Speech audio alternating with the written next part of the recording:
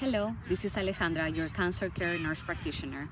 I want to talk about something that comes up very often, mostly in the hospital when we have patients that are very sick and they maybe have advanced metastatic cancer.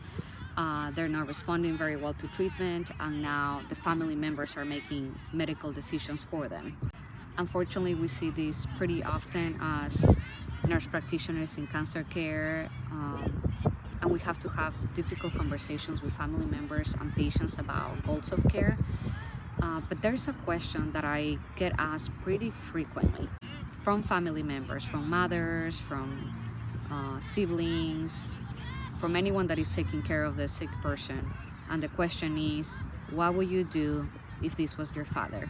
Or what would you do if this was your mother or your sister or your grandma? What would you do? And honestly, I take this question super seriously because I know what I say could impact the medical decision that they're going to do. But the interesting thing is that this is not a clinical question. This is a more personal question.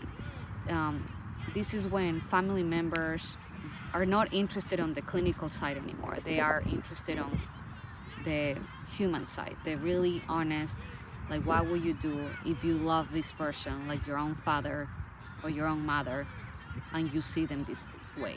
What is going to be your decision?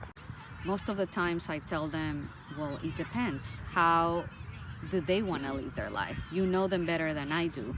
For example, in my case, I know my father always says, if I'm in a hospital bed, you see me suffering, please don't let me suffer. Don't do tubes, don't do anything like that. Just let me go in peace. But that's what my father says. I don't know what your father would say. In the other hand, my mom is a little bit more like, please take care of me, give me everything you can, maybe I get better, don't give up on me. So this is because I've had these conversations with my parents. So really the point of telling you this is that I want people to be encouraged to have this kind of more difficult conversations with their loved ones, because you never know when you're going to be in a critical condition. Maybe your daughter or your son or your father or your mother or even your spouse will be making medical decisions for you. And I promise it'll make their lives so much easier if you kind of just tell them, you know, if something will happen to me, this is what I would want you to do for me.